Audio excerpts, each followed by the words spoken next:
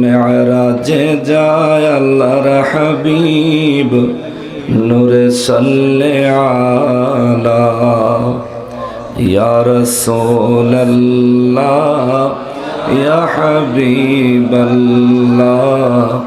ইয়া রাসূলুল্লাহ। গোপন তথ্য প্রকাশিতে আরে ডাকছেন মাওলা পাক যাতে, গোপন তথ্য প্রকাশিতে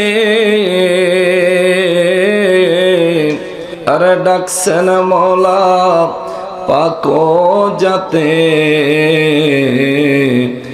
গভীর রাতে বোরাকে চড়ে সুবহানাল্লাহ, ওরে গভীর রাতে বোরাকে চড়ে আরশে মুআল্লা ইয়া রাসূলুল্লাহ বাল্লাহ ইয়া রাসূলুল্লাহ।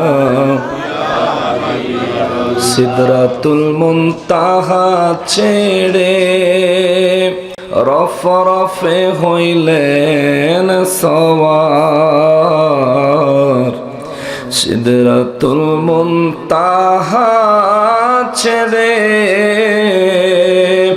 আরে রফে হইলেন সওয়ার, আরশেতে গিয়ে বসলেন, আরশেতে গিয়ে বসলেন নবী কামলিওয়ালা ইয়া রাসূলুল্লাহ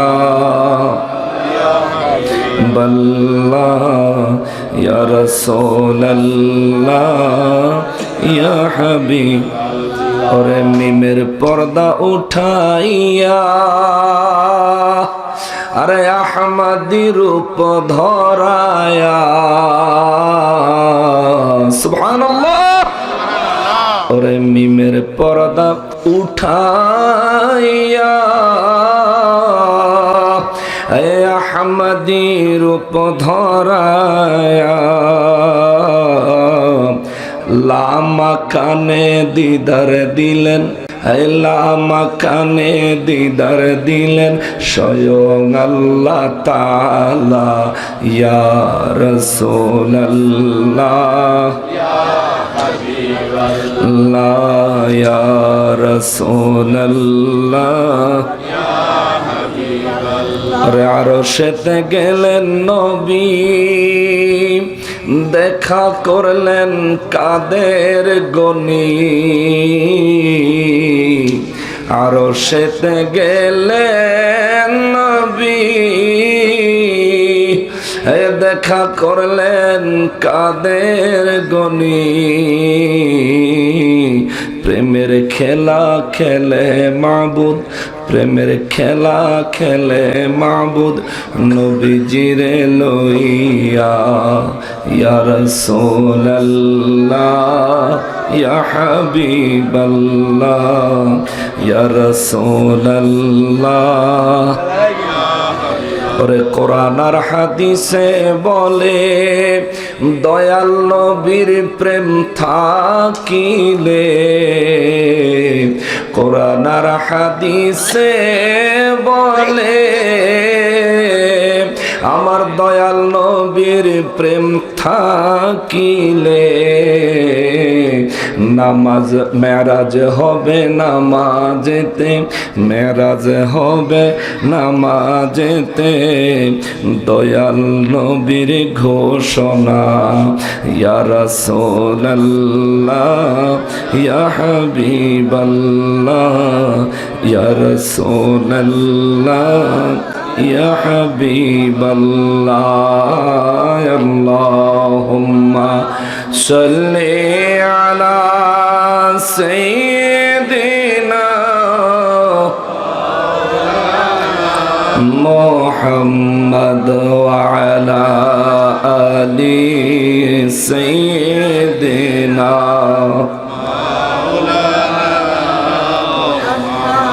اللهم صل وسلم وبارك عليه وآله وأصحابه وأزواجه وأولياء ملته وعلماء أهل سنته أجمعين সকলে মহান রব্বুল আলামিনের শুকরিয়া আদায় করার নিয়তে জবান খুলে উচ্চ আওয়াজে পড়ি আলহামদুলিল্লাহ। বিসমিল্লাহির রহমানির রহিম। আন-নাবিয়ুল আওলা বিল মুমিনিনা মিন আনফুসিহিম। রব্বুল আলামিন বলেন, দুনিয়াবাসীরা রে, আমি আমার হাবিবুল্লাহকে তোমাদের জানের চাইতে আরো নিকটে রেখেছি। যারা মুমিন তাদের প্রাণের চাইতে নিকটে, তাদের প্রাণের চাইতেও কাছে আমার হাবিবুল্লাহ। চিৎকার দিয়া বলেন সুবহানাল্লাহ। এমন বাজারের মানুষ, শমশের নগরের মানুষ, কমলগঞ্জের মানুষ, বুঝে থাকলে আমার একটু জবাব দেন রে বাবা, আমরা কি মুমিন না কাফির? সবাই বলেন। আমরা যদি মুমিন হই, আমাদের জানের চাইতো আমার নবীজিকে রেখেছেন কি? আমাদের জানের চাইতো কাছে আমার নবী এই ঘোষণা দিয়েছেন কি? আপনি তাইলে শমশের নগরে উপস্থিত, এ শমশের নগরে আপনি হাজির। বলেন, আপনার প্রাণ শমশের নগরে আসেনি? আপনার প্রাণ শমশের নগরে আসেনি? জোরে বলে আছে না? মিয়া না থাকলে কথা বল কেমন? আমার প্রাণ আমার সঙ্গে শমশের নগরে আসেনি। শরীর থেকে বাহিরে না ভিতরে? শরীর থেকে বাহিরে না ভিতরে? এ মুসলমান, আমি শমশের নগরে আসলাম, আমার সঙ্গে আমার প্রাণ কেন আসলো? আমি যেখানে আমার প্রাণ সেখানে দেহের সঙ্গে প্রাণের সমন্বয় না থাকলে মুসলমানের মানুষ কোন জায়গায় স্থানান্তর হইতে পারে না। আর আমার রব্বুল ইজ্জত বলে, বান্দারা রে, এ বান্দা, তুমি যদি ঈমানদার হও, তুমি যদি মুমিন হও, আন-নাবিয়ুল আওলা বিল মুমিনিনা মিন আনফুসিহিম।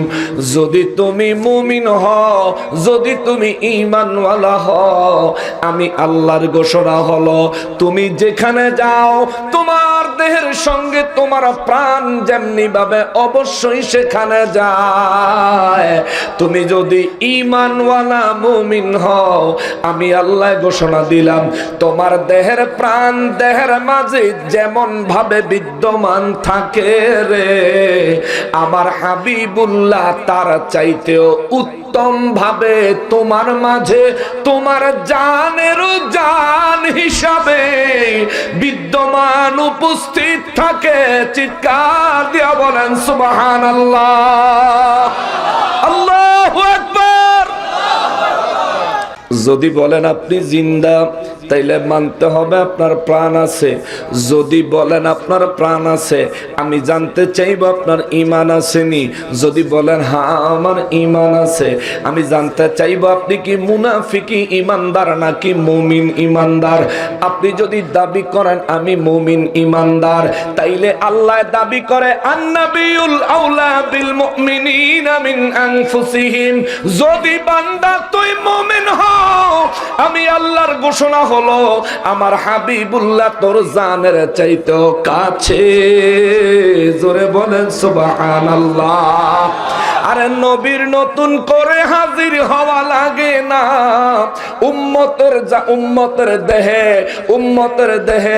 উম্মতের দেহে আমার নবীর অবস্থান করার জায়গার ঠিকানার নাম হলো জানের চাইতে আরো কাছে।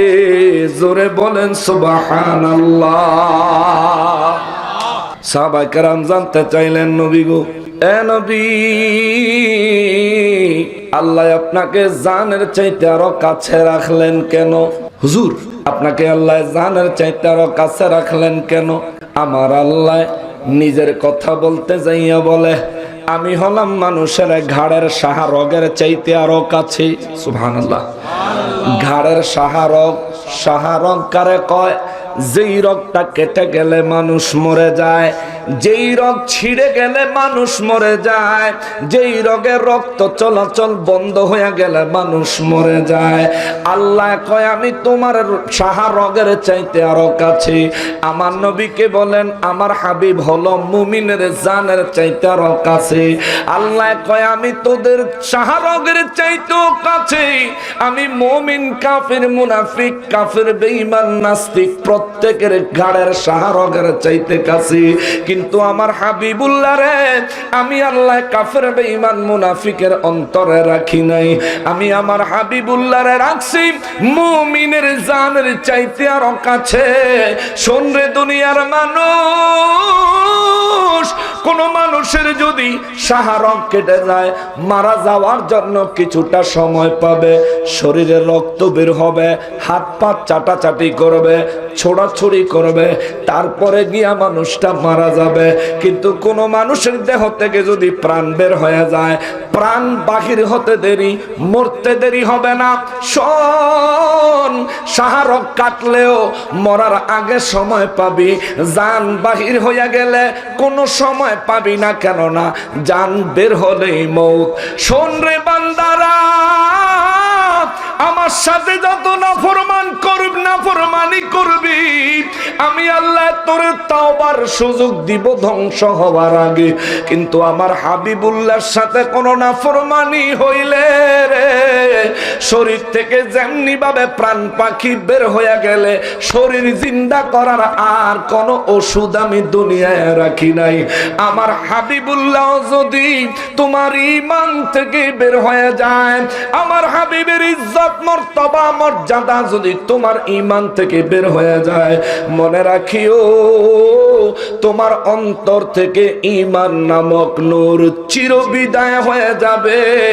রক্ষা পাওয়ার কোনো পথ খোলা থাকবে না। কথা বলেন ঠিক কিনা? বুঝে আইছে? আমার নবী হাজির ও নাজির কিনা? আমার নবী হাজির ও নাজির ঘোষণা দিলেন কি? নবী কি নতুন করে হাজির হওয়া লাগবে? নবীজিকে মুমিনের জানের চাইতে কাছে হাজির করে রাখছেন কে? জোরে জোরে।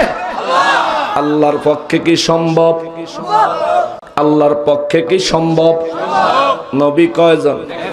আমরা লক্ষ কোটি উম্মত আছি, প্রায় 150 কোটি মুসলমান তামাম পৃথিবীতে। আমরা লক্ষ কোটি উম্মত।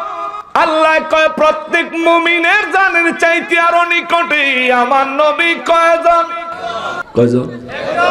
এই জায়গায় আমরা যারা উপস্থিত আছি, এই জায়গায় আমরা যারা উপস্থিত আছি রে, আমাদের মধ্যে আমরা প্রত্যেকেই দাবি করি আমরা মুমিন, ঠিক কিনা?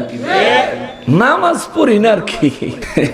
সত্যি কথা মাঝে মধ্যে বলি তো, ওজনে মাঝে মধ্যে তো ঠিক দেই, ওই চেয়ারম্যান সাহেবরে ফাইলে তো ঠিক মতন ওজন দেই, নাহলে তো ফিডাইয়া দাঁড়া ভাঙে গেল, মানুষের না ঠগায় দেয়। কয়েকদিন আগে চাঁদপুর বাবুরহাট থেকে একটা ফলের দোকান থেকে আমার মার লাগে কিছু ফল কিনলাম।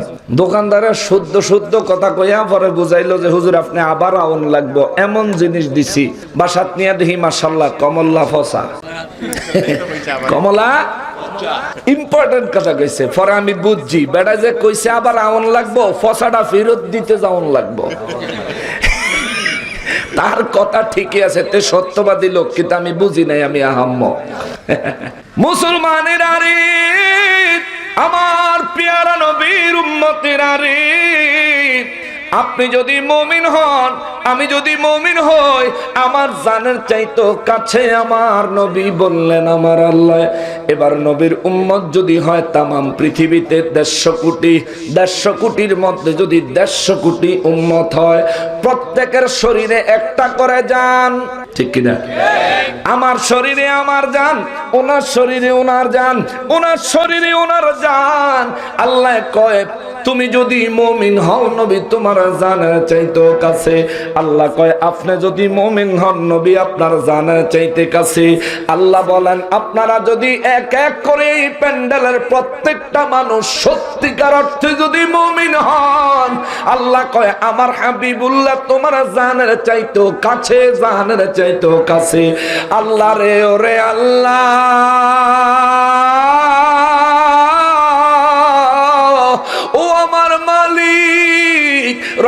রাহমাতুল্লিল আলামিন বানাইলা একজন, নবী বানাইলা একজন, কিন্তু উম্মত বানাইলা লক্ষ কোটি। ওই এক নবী এত উম্মতের অন্তরে থাকে কেমনে রে মালিক? আমার আল্লাহ জবাব দিব, বান্দারা রে শোন, যত জায়গায় আমি আল্লাহর রব্বিয়ত, তত জায়গায় আমার নবীজির নবুয়ত, যত জায়গায় আমি আল্লাহ রব্বুল আলামিন, তত জায়গায় আমার হাবিবুল্লাহ রাহমাতুল লিল আলামিন। ওরে এত উম্মতের অন্তরে, এত উম্মতের জানের চাইতেও নিকটে আমার হাবিবুল্লাহ কেমনে আছে, এটা তুই বুঝার ব্যাপার না, এটা আমি রাখছি, আমি বুঝি কেমনে রাখছি আমার ব্যাপার। তোর কাজ হইল শুধু ঈমান রাখা। জোরে বলেন সুবহানাল্লাহ। আমি কি ভিতরিতে জান বাইর করে বিছরে দেখতেই না, এটা আমার কাজ নয়। আল্লাহ বলেন তোর কাজ হলো ঈমান রাখা। যদি ঈমানকে মজবুত করতে পারো, নবীর সঙ্গে নসিব ভালো হলে একদিন স্বপ্ন যুগে দেখা হয়েও যেতে পারে। সুবহানাল্লাহ বলে। আমার নবী হাদিসে মোবারকে বলেন, উম্মতেরা রে, এরে উম্মত শোনো, আমি নবীর দরবার থেকে একটা ঘোষণা দেই, যে ব্যক্তি আমার ঈমানের সাথে একবার স্বপ্ন দেখলো, আমার ওই উম্মতের জন্য আমি নবীর দপ্তর থেকে খুশখবর হলো, সুখবর হলো, আমার ওই উম্মত অচিরেই আমি নবীকে সরাসরি দেখতে পাবে। সুবহানাল্লাহ।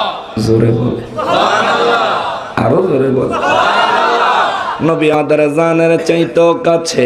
এখন নবীর এই হাদিস বললে আমাদের শমশের নগরে, এই শমশের নগরে কালকে দেখবেন অনেক মানুষ কইব, হায় হায় নকশবন্দি কি শিরকি কথা কইয়া গেল। কেউ যদি নবীজির ডাইরেক্ট দেখে তাইলে তো সে সাহাবী হইয়া যাবে, এই কথা বলবে। বললে কইব আপনারা বলেন এই যুগে কি সাহাবী হওয়া সম্ভব? তখন আপনারা কইবেন না, এইটা তো সম্ভব না।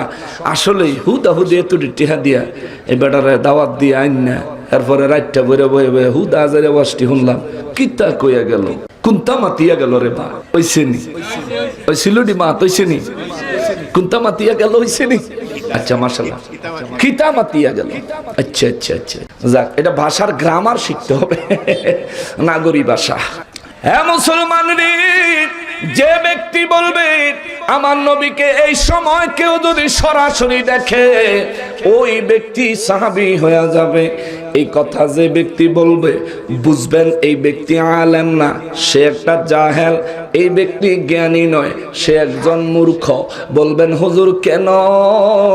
আমার নবীর 63 বছরের হায়াতে জিন্দেগানি মোবারকে আমার নবীকে যারা সরাসরি দেখলো এবং আমার নবীর উপর যারা ঈমান আনলো, এক কথায় আমার নবীর 63 বছরের জিন্দেগিতে আমার নবীকে সরাসরি যারা ঈমানের সাথে দেখেছে, কেবলমাত্র সাহাবী হওয়ার মর্যাদা তারাই রাখে।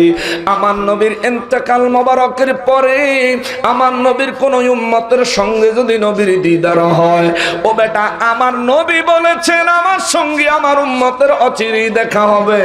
কিন্তু নবীর ইন্তেকাল মোবারকের পরে এখন হওয়ার কারণে সাহাবী হওয়ার মর্যাদা পাইবা না, পাইবা না, পাইবা না।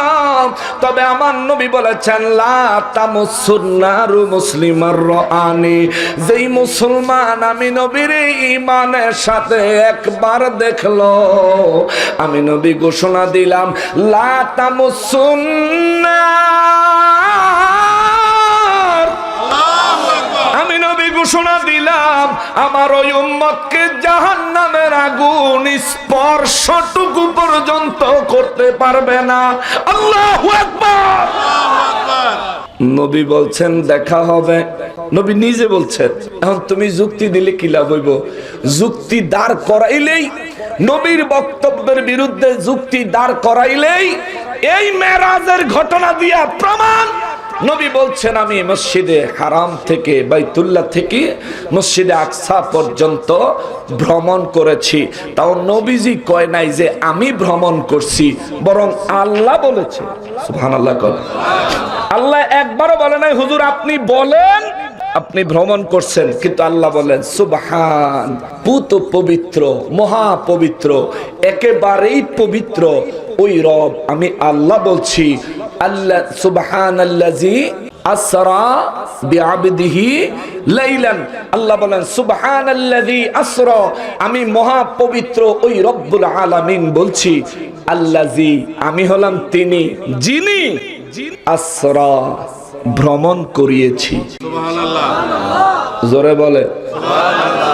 এই আজকে যে আপনাকে হ্যাঁ আমি আইছি, আপনারা আমারে লই আইছেন না, আমি আইছি, আমি আসছি, আপনারা দাওয়াত করছেন কিন্তু আমি আসছি। কিন্তু নবীর কথা আল্লাহ বলেন আমি দাওয়াতও দিছি, আমি নিয়ে আইছি, আমি। আল্লাহু আকবার।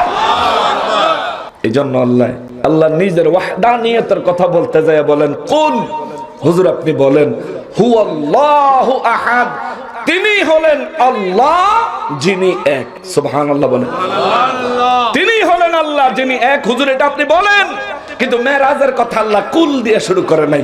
আল্লাহ কয় সুবহান, আমি রব্বুল আলামিন পুত পবিত্র রব ঘোষণা দিচ্ছি। আল্লাযী, আমি হলাম সেই সুবহান যিনি আসরা, ভ্রমণ করিয়েছি, বিআবদিহি, আমার হাবিবুল্লাহকে, আমার বান্দাকে। চিৎকার দিয়ে বলেন সুবহানাল্লাহ। বিআবদিহি, বান্দা কেন বললেন? ওয়াজ যতই কবরের নিচে নিতাম ছাই, ওয়াজ দাইয়া ফরে উপরে আমি কিতাম। আবদিহি কেন বললেন? আবদুন শব্দের অর্থ হইল বান্দা। আবদুন শব্দের অর্থ কথা কেন? আবদুন শব্দের অর্থ আমরা সবাই কার বান্দা? আল্লাহ। জোরে বলেন কার বান্দা? আল্লাহর বান্দা। দলিল সূরা আনকাবুত 56 নম্বর আয়াত। আল্লাহ বলেন বিসমিল্লাহির রহমানির রহিম, ইয়া ইবাদিয়াল্লাযীনা আমানু ইন্না আরদি ওয়াসিআহ, ইন্না আরদি ওয়াসিআতু ফাইয়ায়া ফা'বুদুন।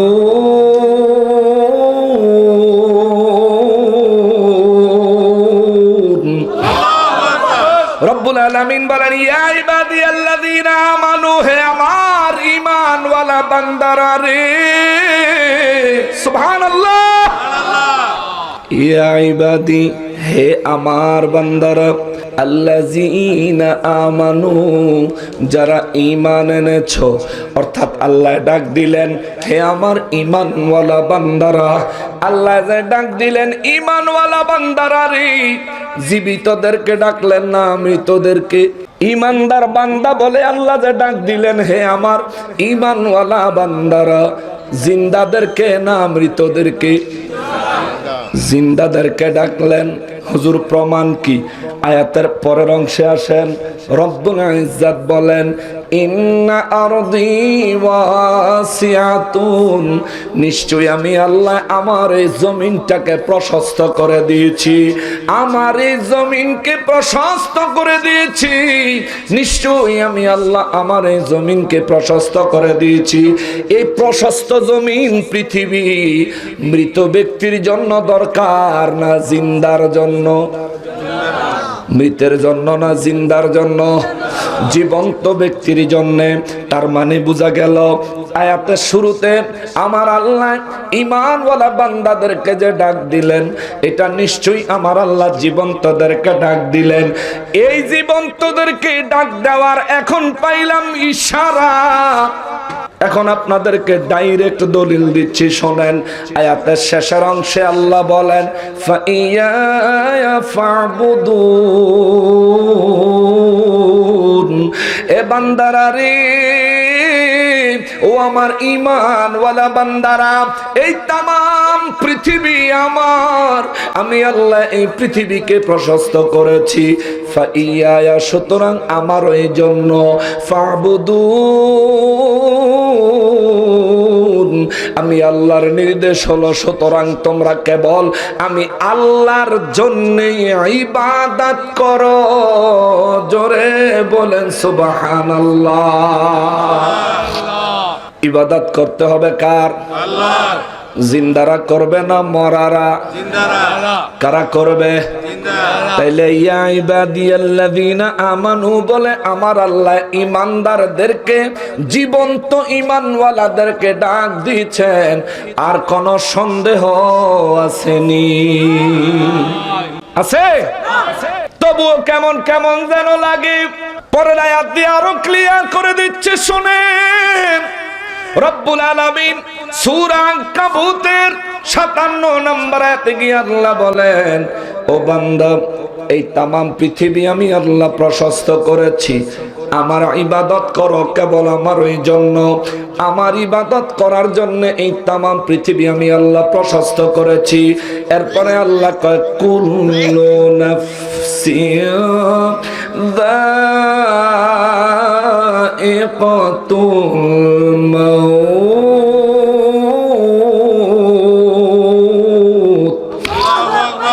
এরপরে আল্লাহ কয়, কেননা প্রত্যেকটা নফসকে, প্রত্যেকটা প্রাণকে, প্রত্যেকটা আত্মাকে মৃত্যুর স্বাদ গ্রহণ করা লাগবে। তার মানে আল্লাহ মরার ভয় দেখায় মৃতদেরকে না, জিন্দাদেরকে। মরা বেটা আবার মরণ আছে? মৌত কয়বার? একবার। জোরে কোন কয়বার? ফাইনাল মৌত একবার, সেমি ফাইনাল মৌত বারবার।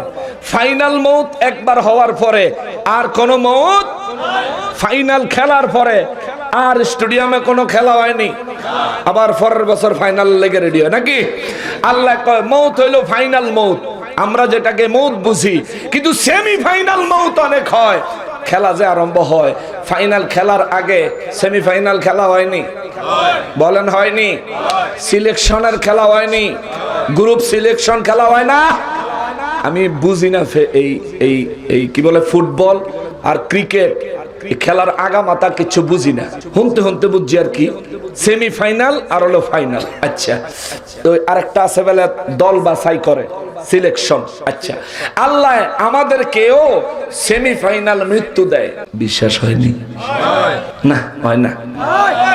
না, সন্দেহ হয়। বিশ্বাস হয়নি? আচ্ছা, অনেক মানুষে জুত করে রয়েছে, চুপ করে রয়েছে, কারণ হলে এরা বুঝেই নাই আসলে সেমিফাইনাল মরণ আবার কোনটা। না, আসলেই তো মরলে তো কাম সারা, মরলে আর উপায় আছে? এর লিগে আমি মাঝে মধ্যে কই যে এবার কা মরলে আর বাঁচতাম না। মাঝে মধ্যে মজা করে বলে থাকে আর কি, কিন্তু এটাই বাস্তব। মরার পরে কি আর বাঁচন আছে? কিন্তু আল্লাহ কয় আমি ডেইলি মানুষের সেমিফাইনাল মৌত দেই, সেমি মৌত। জোরে কন্যা সুবহানাল্লাহ। এখন আপনার টেনশনটা দূর করে দেই। আমরা যে প্রতিদিন ঘুমাই, ঘুম হলো মৌত। সুবহানাল্লাহ। ঘুম কি? ঘুম হলো মরার পরে কে আপনারে গোসল দিল, কে আপনারে কাফন দিল, কে আপনার জন্য কোন ধরনের মন্তব্য করলো, শোনার ক্ষমতা আছে? আছে, আছে। বুঝার ক্ষমতা আছে, শোনার ক্ষমতা আছে। অ্যাকশন রিঅ্যাকশন দেওয়ার পাওয়ার নাই, জবাব দেওয়ার পাওয়ার নাই। আর দুনিয়ায় যখন আপনারা আল্লাহ সেমি মৌত দেয়, সেমি মৌতের ভিতরে রে বাবাজি কারো খবর শোনার পাওয়ার নাই, কারো খবর শোনার পাওয়ার নাই, বুঝার পাওয়ার নাই, দেখার পাওয়ার নাই। প্রত্যেক দিন আমরা যে ঘুমাই, ঘুমের মধ্যে ঘরে চোরাইয়া সব লইয়া যায়, কইতাম পারিনি। কিন্তু মৃত ব্যক্তির কথা আমার নবী বলেন, এই ব্যক্তিরে কে গোসল দেয় তারে সে চিনে, এই ব্যক্তিরে কে কাফন দেয় তারে সে চিনে। নবী বলেন এই ব্যক্তির জানাজার ইমামতি কে করতেছে সে তারা চিনে, এই ব্যক্তিরে কার কার হাতের উপর দিয়া কবরে নামানো হচ্ছে সে তাদেরকেও চিনে। এমন কি নবী হাদিসে মোবারকে বলে তারা দাফন করে মানুষগুলি কবরস্থান থেকে ফিরে যাওয়ার সময় করানিয়ালিহিম, এই ব্যক্তি কবরে থাইকা প্রত্যেক ব্যক্তির কদমের আওয়াজ পর্যন্ত নিজের কানে শুনতে পায়। চিৎকার দিয়া বলেন আল্লাহু আকবার। প্রতিদিন আমাদের সেমি মৌত হয় ঘুমে। আমরা যে ঘুমাই, ঘুমানোর সময় দোয়া পড়েননি? দোয়া পড়েন? ঘুমের সময় দোয়া পড়েননি? করতে কোন সময় দোয়া পড়বে? এই যে এটা মোবাইল শরীফ, এটার ভিতরে ফেসবুক মোবারক। হ্যাঁ, মোবাইল শরীফে ফেসবুক মোবারক। এই জিয়ারত করতে করতে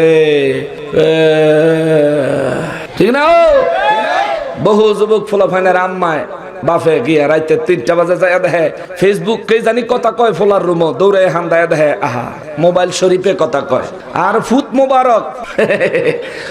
মোবারক ঘুমাই গেছে। মায় বাফে মোবাইল টিপ দিয়ে বন্ধ করে।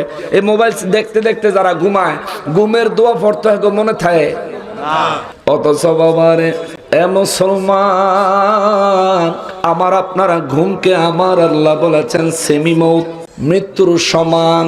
এই জন্য আমার নবী তার উম্মতদেরকে ঘুমের দোয়া শিখাইলেন। আল্লাহুম্মা বিসমিকা, হে আল্লাহ তোমার নামে আমুতু, আমি মৃত্যুবরণ করিতেছি, ওয়া আহইয়া, আবার যদি জিন্দা হই তবে তোমার নামে জিন্দা হব। যে দোয়া পড়লেন আপনিও মরলেন, যে দোয়া পড়েন নাই আপনিও মরলেন, যে দোয়া পড়ে ঘুম থেকে জাগলেন সেও আমার আল্লাহর নামে আল্লাহর দেওয়া ক্ষমতায় জাগলেন। যে দোয়া না পইরা ঘুমাইছেন আপনিও জেগেছেন কার নামে? আরো জোরে বলেন না কার নামে? ওই রব্বুল আলামিনের নামে। আমার নবী দোয়া শিখাইলেন আল্লাহুম্মা বিসমিকা আমুতু ওয়া আহইয়া, হে আল্লাহ, ও আল্লাহ তোমার নামে আমি মৃত্যুবরণ করিতেছি।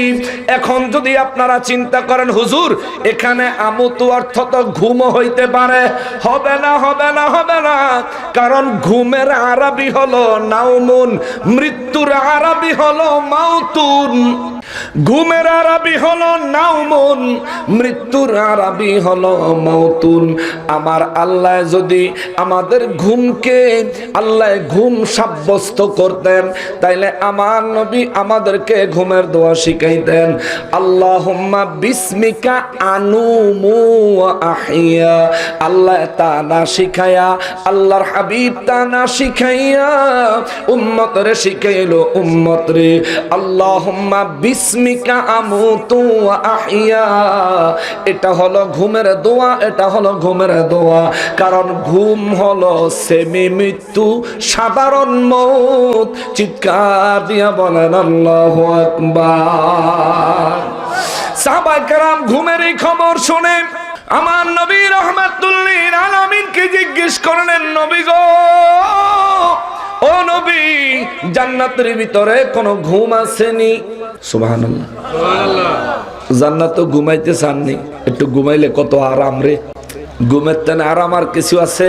কাপড় চোপড় ঠিক থাকলে থাক, না থাকলে নাই। ঘুমাইছি শীতের মধ্যে শরীরটা গামায়া গেছে, ঘুমের ভিতরে গেঞ্জি খুললা যে কই হালাইছি, আর কম্বলের ভিতরে বাইরে ঘুম ভাঙ্গি নাই, চোখ খুলি নাই, মাগার কম্বলের বাইরে আরামে ঘুমাইতে আছি। কতক্ষণ পরে যখন শীতে ঠান্ডায় শরীরে যখন ঠান্ডা লাগা উঠছে, ঘুমের ভিতরে আবার কম্বল টান দিয়া মুড়া দিয়া ঘুমাইতে আছি। যাই হয়ে যাক, ঘুম বন্ধ নাই, ঠিক না? ঘুম ভাঙা যাবে না। এত মজার ঘুম। জান্নাতে ঘুমাইতে চাননি? এবার জান্নাতে ঘুম নাই, ওই জান্নাতে ঘুমই নাই। সাহাবায়ে কেরাম প্রশ্ন করলেন, নবী গো, জান্নাতের ভিতরে মানুষের জন্য কোনো ঘুম আসেনি? আমার নবী রাহমাতুল লিল আলামিন বললেন, সাহাবীরা রে না, জান্নাতের ভিতরে কোনো ঘুম নাই। হুজুর তাইলে আমরা কেমনে বাঁচবো? আল্লাহ, আমার নবী বলেন, যে আল্লাহ দুনিয়ায় তোমাদেরকে ঘুম দিয়া বাঁচায়, জান্নাতে ওই আল্লাহ তোমাদেরকে বাঁচাবে। তবে দুনিয়ার বাঁচার চাইতে জান্নাতের বাঁচা অতি উত্তম। সুবহানাল্লাহ। সাহাবীরা বলেন, নবী গো, জান্নাতে ঘুম নাই কেন? আমার নবী বললেন, ঘুম হলো সাধারণ মউত, সেমি মউত, মৃত্যু। আর মানুষের ফাইনাল মৃত্যু একবার হয়ে যাওয়ার পর আর কখনো মউত নাই, মউত নাই, মউত নাই।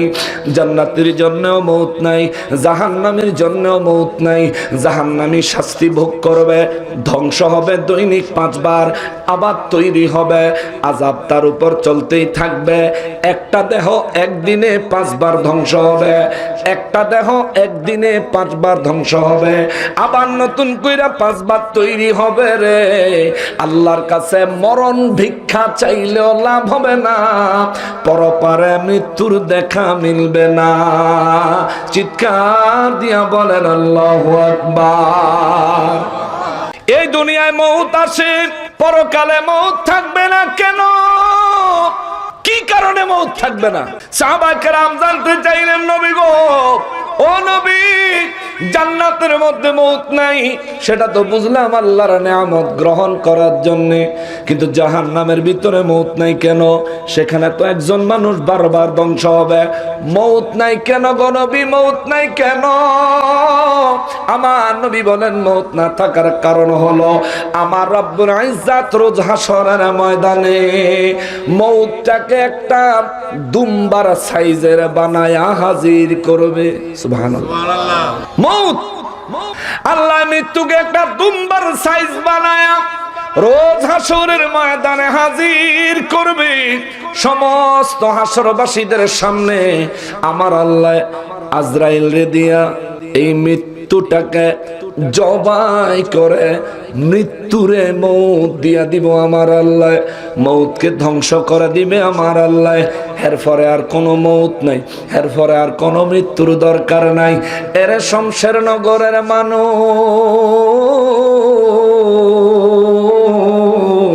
ও আমার প্রিয় নবীর উম্মতেরা রে, যে নবী আল্লাহর মেরাজের মেহমান হলেন, ওই নবীজির ফিকির, ওই নবীজির ধ্যানের, ওই নবীজির অন্তরের প্রিয় ব্যক্তিরা রে, এ মুসলমান, বুঝে থাকলে আমার একটু জবাব দেন রে বাবা।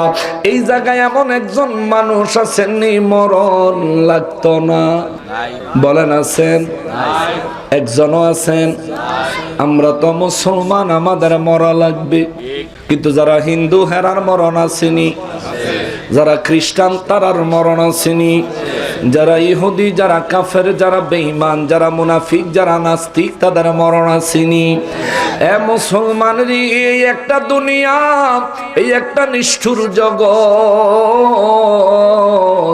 এই জগতে আল্লাহকে মানে না এমন বহু মানুষ আছে, আল্লাহর রাসূলকে মানে না এমন বহু মানুষ আছে রে। কিন্তু মৃত্যু মানে না এমন একজন মানুষও পাওয়া ইতিপূর্বে যায় নাই, আজও পাওয়া যাচ্ছে না, কিয়ামত পর্যন্ত কাউকে পাওয়া যাবে না। কথা বলেন ঠিক কিনা?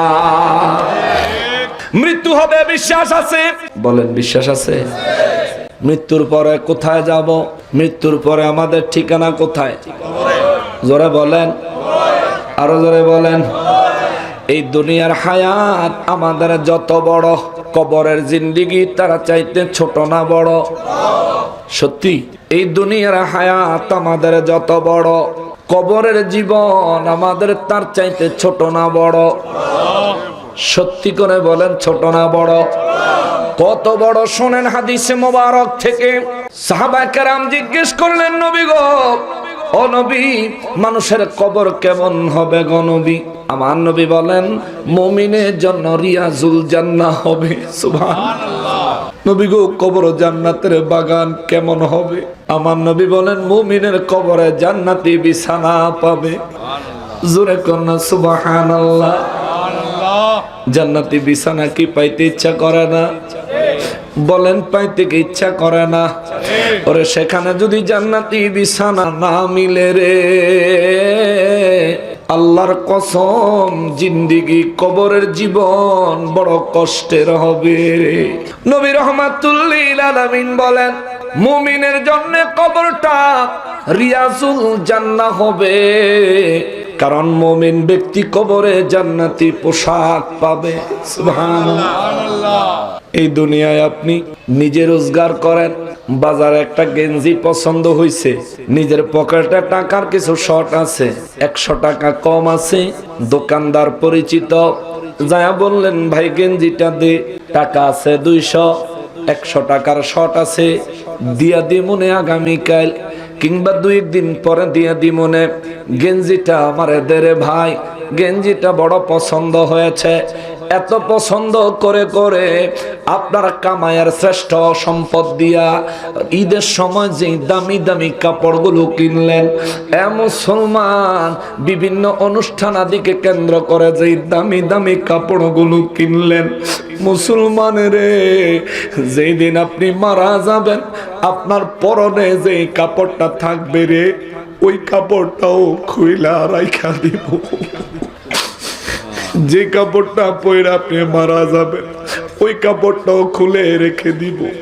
যেই খাটে আপনি মরলেন হইতে পারে ওই খাটটা আপনি আপনার কামাই রোজগারের পয়সা দিয়া কিনেছেন। যে বিবিরে নিজের জীবনের সর্বস্ব দিয়া ভালোবাসলেন, যে বিবির প্রয়োজন পূরণ করার জন্য নিজে রাস্তা দিয়া অটো রিক্সা দিয়া বাড়িতে যান নাই, রিক্সার ভাড়া বাঁচাইয়া হাইটা হাইটা বাড়িতে গেছেন, যে বিবির প্রয়োজন মিটানোর জন্য দিন রাতকে একত্র করে দিছেন, যে সন্তানগুলারে মায়া করার জন্য নিজের জীবনের সর্বশ্রেষ্ঠ সময় যৌবনকালের সময় মানুষের কাজ করে, ক্ষেত খামারে কাজ করে, ব্যবসা বাণিজ্যে দিন রাত্রে খাইটা কিংবা প্রবাস জীবনে খাটতে খাটতে জীবনের দামি সময় যৌবনকাল বিদায় করে দিছেন। আপনার ওই সন্তান ওই বিবি রাত্রে, এখন তো রাত্র কয়টা বাজে? এখন রাত প্রায় 11টা বাজতে চললো। এই 11টা বাজে, সামনে 12টা বাজবে, মধ্য রজনী রাতের 12টায় যদি আপনার বিবি খবর পায় আপনি মারা গেছেন, বিশ্বাস করেন রাত্রে 12টার সময় আপনারা খাট থেকে জমিনে নামাই দিবেন। কত কনকনে শীত, গায়ে চাদর লাগাইছেন, জ্যাকেট লাগাইছেন, গেঞ্জি লাগাইছেন, কত মোটা মোটা কাপড় পরেছেন শীত থেকে বাঁচার জন্য, অনেকে আবার কানটুপিও লাগাইছেন। এই শীতে আপনি আজ রাতে যদি মারা যান খাট থেকে আপনারা নামায়া দিবে খালি একটা বিছানা দিয়া অথবা শুধু একটা বিছানার চাদর দিয়া ফ্লোরের মধ্যে শোয়া দিবে। আহারে 50 বছরের জীবনে 60 বছরের জিন্দেগিতে জীবনে কোনোদিন মাটির বিছানায় আপনি ঘুমান নাই, কারণ মাটিতে ঘুমাইলে আপনার ঠান্ডা লেগে যায়, মাটিতে ঘুমাইলে গ্যাস্ট্রিকে আপনারা চাপ দেয়, মাটিতে ঘুমাইলে পিঠে বুকে আপনার রগ টান দেয়। এই কারণে আপনি 50, 60, 100 বছরের জীবনে কোনোদিন ফ্লোরে ঘুমান নাই। আপনি নিজের কামানো পয়সা দিয়া বাড়ি করলেন, নিজের কামানো পয়সা দিয়া খাটিয়া কিনলেন, নিজের কামানো পয়সা দিয়া দারুণ দারুণ উত্তম উত্তম বিছানার ব্যবস্থা করলেন, নরম বিছানা, নরম বালিশ। যেই বিবির জীবনের সবচাইতে দামি যৌবন আপনি দান করেছেন, যেই বিবির সঙ্গে নিজের জিন্দেগির নিজের শরীরের সবচাইতে দামি জিনিস যৌবন যেই বিবির সঙ্গে শেয়ার করেছেন, আপনার ওই বিবি আপনার খাট থেকে নামায়া দিবরে। যে সন্তানদের জন্যে দিন রাত এক করে দিচ্ছেন, দিনের দিন বলেন নাই, রাতের রাত বলেন নাই, ওই সন্তানগুলো যদি খবর পায় আপনারা আপনার খাট থেকে নামায়া জমিনে নামায়া দিবে, একটা বিছানা বা একটা পাতলা চাদর দিয়া তার উপর আপনারা শোয়া দিবে, উত্তর দিকে মাথা, মাথার নিচে একটা বালিশ তো দূরে থাক, একটা তোয়ালেও দিত না, একটা তোয়ালেও দিত না রে বাবা।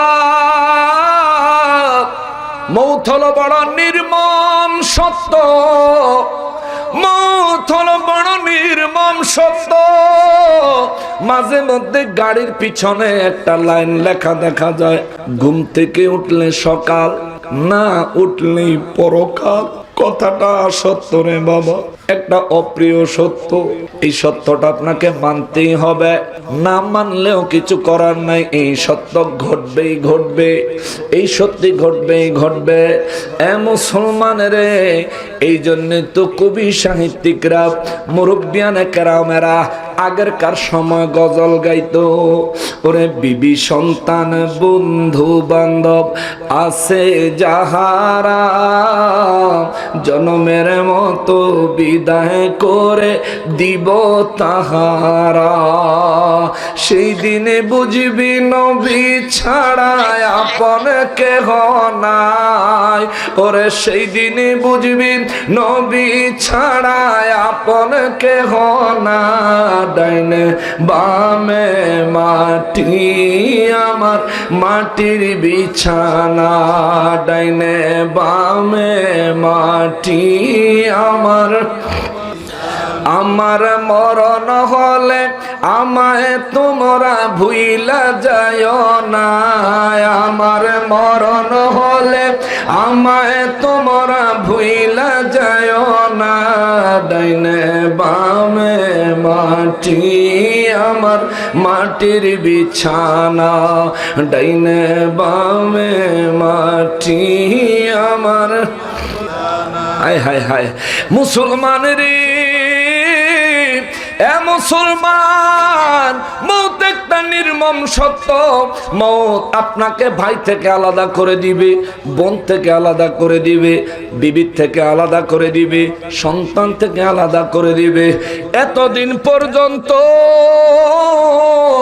যত সম্পদ আপনি কামাই করেছেন, হালাল ভাবে হোক আর হারাম ভাবে হোক, কোন সম্পত্তির মালিকানা আর আপনার নাই। আসেনি? আছে। এই জন্য নবী বলে উম্মত, পাহাড় পরিমাণ সম্পদ করার জন্য হারাম পন্থা অবলম্বন করিস না। নিঃশ্বাসটা বের হয়ে যাইতে দেরি হবে, এগুলোর মালিকানা চলে যেতে দেরি হবে না। এই জন্য নবী বলেন উম্মত রে, তুমি যেটুকু খাইলা, যেটুকু পরলা, শোনেন আপনি কতটুকুর মালিক। নবী বলেন যেটুকু খাইলা, যেটুকু পরলা, আর যেটুকু আল্লাহর ওয়াস্তে দান করলা, এই তিন অংশের তুমি ব্যক্তিগতভাবে মালিক।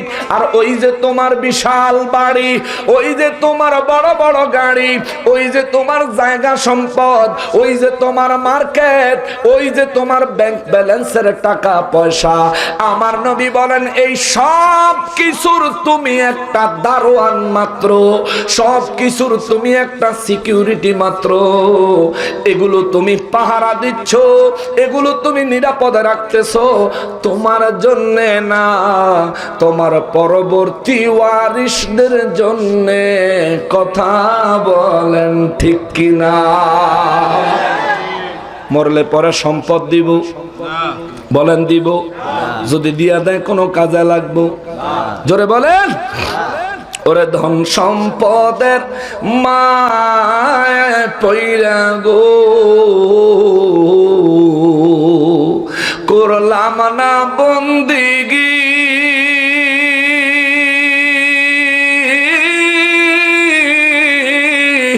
আরে কি জানি কি উপায় হবে গো, অন্ধকার কবরে রে ওরে জীবন গুনায় গুনায় গেল রে, ওরে জীবন গুনায় গুনায় গেল রে। সংসার সংসার কইরা ভবে গো করলাম না বন্দিগি,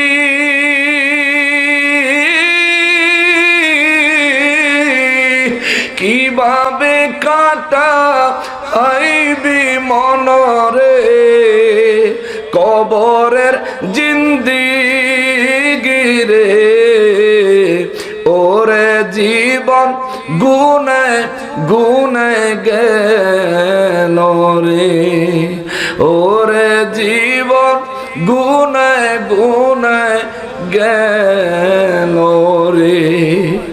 ওরে ছেলে মেয়ের মায় পইরা গো ডাকলি না মাওলা রে, কি জানি কি উপায় হবে গো, অন্ধকার কবরে রে ওরে জীবন গুনায় গুনায় গেল রে। সবাই মহব্বতে বলেন আল্লাহুম্মা সাল্লি আলা। এটা মা পিতা আছে মাইক নিবে।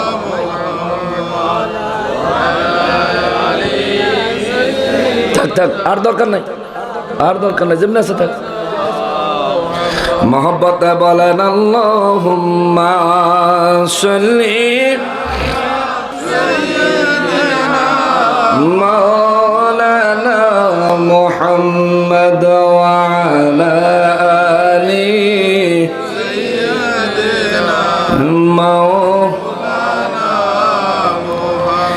যারা গেল ওই মদিনায় তারা বড়ই ভাগ্যবান,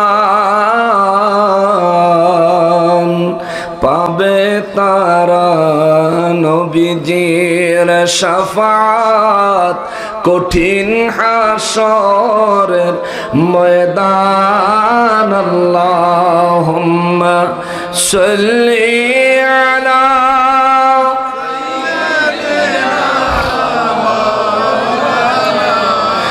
মুহাম্মদ ওয়া আলা আলি মাওলানা।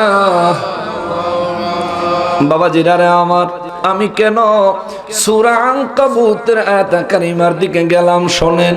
সূরা আনকাবুতের 56 নম্বর আয়াতে আল্লাহ বলেন, ইয়া ইবাদিয়াল্লাযীনা আমানু, হে আমার ঈমানওয়ালা বান্দারা রে, ইন্না আরদি ওয়াসিআতুন, নিশ্চয়ই আমি আল্লাহ আমার এই জমিনকে প্রশস্ত করে দিয়েছি। সুবহানাল্লাহ সুবহানাল্লাহ। এই জমিন প্রশস্ত করছেন কে? আল্লাহ। কত প্রশস্ত করছেন জানেন? এই পৃথিবীর সাইজ কত জানা আছে? 51 কোটি বর্গ কিলোমিটার। এই দুই একজনে সুবহানাল্লাহ কইছে। আপনাদের লাগে বেশি ছোট হয়ে গেছে পৃথিবীটা। জোরে কর না সুবহানাল্লাহ। 1 ইঞ্চি বাড়ানোর ক্ষমতা আসেনি আপনার? এই সারা পৃথিবীর সব দেশের শক্তি মিললে যদি চেষ্টা করে যে 1 সুতা বাড়াইব, সম্ভব? 51 কোটি বর্গ কিলোমিটার এই পৃথিবী আল্লাহ আপনাকে বসবাস করার জন্য দিয়েছে। সুবহানাল্লাহ কর। শুধু কি জমিন দিছে, এটার মধ্যে আমার প্রয়োজনীয় সমস্ত নিয়ামত দিছে। সুবহানাল্লাহ কর। শমশেরনগর হাসপাতাল আসেনি? নাম কি? হ্যাঁ, শমশেরনগর হাসপাতাল। এই হাসপাতালে যদি কেউ ভর্তি হয়, তারা যদি অক্সিজেন দেওয়া লাগে, অক্সিজেনের বিল নেয়নি। ঘন্টায় কত নেয় জানেন? 1 ঘন্টায়? আমার জানা নাই। আচ্ছা, জানা নাই। অনেকের জানা থাকতে পারে, আত্মীয় স্বজন হসপিটালে নিয়ে গেলে বিল দিলে জানে। আচ্ছা থাক থাক থাক, এই তো একটা খবর পাওয়া গেছে। 1 ঘন্টা অক্সিজেন দিলে 250 টাকা লাগে শমশেরনগর হাসপাতালে। আপনি এখন যে নিঃশ্বাসে নিচ্ছেন, এটার নাম কি? কথা কর না। হাসপাতালে গিয়ে এটা নিলে 1 ঘন্টায় 250। জীবনে কত হাজার ঘন্টা নিলেন, কত দিচ্ছেন আল্লাহর বিল? চাইছেনি কেউ বিল দাবি করছে? হায়, চিন্তা করে দেখেন। আমেরিকাতে এক মহিলা 1 সপ্তাহ হাসপাতালে থাইকা তার অক্সিজেনের বিল দেখা হাসপাতালে টাকা জমা দিয়া সাথে সাথে মসজিদের ইমামের কাছে যায়, কয় আমার এখন মুসলমান বানায় দেন। সুবহানাল্লাহ। ইমাম সাহেব বলল, মা আপনাকে কিসে আমার কাছে নিয়ে আসলো মুসলমান হওয়ার জন্য? কেন আসলেন? বলে, বাবারে 1 সপ্তাহ হাসপাতালে ছিলাম, হাজার হাজার ডলার অক্সিজেন বিল দিছি, সারা জীবন অক্সিজেন নিলাম। যেই রব আমাকে সৃষ্টি করেছে একদিনও আমাকে বিলের টাকাটা দেয় নাই। সুবহানাল্লাহ। আমি হাসপাতালের 1 সপ্তাহের বিল মিটাই আসছি, সারা জীবনের বিল কেমনে মিটাবো? এই জন্য ওই রবের দরবারে আত্মসমর্পণ করতে চাই, মালিক তোমার বিল মিটানোর ক্ষমতা আমি বান্দির নাই, তুমি শুধু আমাকে বান্দি হিসেবে কবুল করো, দয়াল নবীর খাতিরে আমাকে মাফ করে দাও। সুবহানাল্লাহ। আর আপনি মুসলমান, এই ব্যাপারে আপনার কোনো চিন্তাই নেই, কোনো চিন্তাই নেই। মৃত্যুর কথা বললে, কবরের বয়ান করলে, রোজ হাসরের বয়ান করলে আমাদের দেশের যুবকদের কাছে এগুলো রূপকথার গল্পের মতো মনে হয়। এরা এগুলো অন্তর দিয়ে অনুধাবনই করে না। এদের আচার আচরণ দেখলে মনে হয় যেন আমরা মুলুবিরাই শুধু মরমু, হেরা মরত না। ও ভাই, ও আমার যুবক ভাই, মৌত আসতে কারো পারমিশন নেয় একমাত্র রহমাতুল লিল আলামিন ছাড়া। জোরে কন্যা সুবহানাল্লাহ। আমার আপনার কাছে মৌত আসতে পারমিশন নিব না রে ভাই। মোটর সাইকেল 120 কিলোমিটার স্পিডে চালাইতে চালাইতে যখন ট্রাকের নিচে ঢুকা যাইবা, যদি তোমার মৌত ট্রাকের নিচেই থাকে, আজরাইল সেখানে আইসাই তোমার জান কবজ করবে, হাসপাতালে যাওয়ার সময় দিবে। ভাই, এটা একটা অপ্রিয় সত্য। তোমার বহু মুরব্বীরা চলে গেছে, তুমি কি ভেবেছ বেঁচে আছো বুঝি দুনিয়ায় রং তামাশা করার জন্যে? না রে ভাই, বাইচে আছো মরার জন্যে। মরণের লেগে বেঁচে রয়েছো ভাই, মৃত্যুর জন্য বেঁচে আছো। আমিও এই মুরব্বী বাবায়ও এই যে কথা কইতেছে, এই মিয়ায়ও কয় আলাপ বাদ গিয়ে করতে না, এনই সব করে লম লাগবে। আরামে সোফার ভিতরে বইয়া মিষ্টি মিষ্টি আলাপ করতে আছে। আর হয়েছে দুই বুড়াই একখান হয়েছে, দুইজন, একজন তো পান খায়, আরেকজন খায় না। খাইলে না বুঝতাম বলে একজনের দেখা কইছে দেন করতে ফেস্ত হেনই লাগছে। হেরা বলে আবার তালই পুত্র হইছে। হায় হায় হায় হায়। বাবা শোনেন, বয়স্ক ব্যক্তির কাছে মৌত যখন তখন আসতে পারে, আপনি যে যুবক আপনার কাছেও যখন তখনই আসতে পারে। না আপনার সময় জানা আছে? আজরাইল কখন আসবে সময় জানা আছে? আমাদের হায়াতের একটা ব্যালেন্স আছে বাবা, ব্যালেন্স। এই যে ফোন বলছিলাম মোবাইল শরীফ, এই মোবাইল শরীফে যে সিম শরীফ আছে, এই সিম শরীফের টেহা মোবারক না সান্দাইলে এই সিম শরীফ দিয়া কোনো হানে কথা কন যায়? মাঝে মধ্যে আইয়ে কিন্তু যায়। এই টাকা আমি আবার চেক দেওয়ানোর কোড শরীফ আছে, আসেনি? রবি হইলে 3টা 2 আগে স্টার শেষে হ্যাশ, গ্রামীণ হইলে 566 আগে স্টার শেষে হ্যাশ, কাম শেষ, ডায়াল করো, দেহ তোমার ব্যালেন্স কত আছে। আরে বললাম 300 হন্দি আছে, হুদ্দা 50 টিহা। মাঝে মধ্যে কোম্পানিরা নিজের মতো করে কাটতে নেগা না, নেগা না, ব্যবসা চলতে আছে। এমনি 100 টাকা বললে 57 টাকা নাই। ইস, আমেরিকান লোকেরাও আমাদের চাইতে ধনী না। আমেরিকানরাও 100 টাকা মোবাইলে রিচার্জ করলে 57 টাকা ট্যাক্স দিয়া ব্যবহার করে না, কিন্তু আমরা করি। 1-2টা না, একজনের নামে সিম দিছে কমপক্ষে 15টা, তাই না? 15টা সিম দিছে। মোবাইল আপনি যে কটা রাখতারেন কোন অসুবিধা, চোর ডাকাইতের লেগে আরো সুবিধা, ঠিক না? সুবিধা। এই আমরা সোনার বাংলাদেশে বসবাস করতে আছি। সোনার বাংলা, আমি তোমায় ভালোবাসি বলতেছিলাম বাবা। ফোনে আপনার ব্যালেন্স 20 টাকা রিচার্জ করলেন, 18 টাকা খরচ হয়ে গেল, 2 টাকা অবশিষ্ট আছে, চেক করে দেখতে পারবেন। কিন্তু আপনার হায়াতের 20 বছর চলে গেছে, 30 বছর চলে গেছে, 40-50 বছর চলে গেছে, আর কয় দিন বাকি আছে যাচাই করার, চেক করার কোনো পদ্ধতি নাই। আল্লাহ রাব্বুল ইজ্জাত বলেন যে কোনো সময় হতে পারে। আপনি বসে আছেন, বসা অবস্থায় মৌত হতে পারে, দাঁড়িয়ে থাকলে দাঁড়ানো অবস্থায় মৌত হতে পারে। গত কয়েকদিন আগে আমার এলাকার একজন চেয়ারম্যানের বাবা জোহরের নামাজের সেজদায় পড়েছে, মাত্র সেজদার মধ্যে তার মালাকুল মৌত চলে এসেছে, মৃত্যু নসিব হয়ে গেছে রে। আল্লাহর কুদরতের কদমে সেজদা লাগাইছে, সেজদাটারে কমপ্লিট করতেও দেয় নাই, সেজদাটাকে শেষ করতেও দেয় নাই, নামাজের সালামটা ফিরাইতেও দেয় নাই রে বাবা। অর্থাৎ তোমার যদি মৃত্যু গাড়ির মধ্যে আসে গাড়িতে হয়ে যাবে, মউত যদি বাড়িতে আসে বাড়িতে হয়ে যাবে, মউত যদি নামাজে আসে নামাজেই হয়ে যাবে, মউত যদি তোমার রাস্তায় থাকে রাস্তায় হয়ে যাবে। কখন হবে কোনো সময়সীমা আমার আপনার জানা নাই, কিন্তু আমার নবী রাহমাতুল লিল আলামিন বলেন, উম্মত রে, তুই মারা যাওয়ার পরে যেই জায়গায় তোরে দাফন করবে তুই জানস না, কিন্তু আল্লাহ তার এই জমিনে রে জানায়া রাখছে।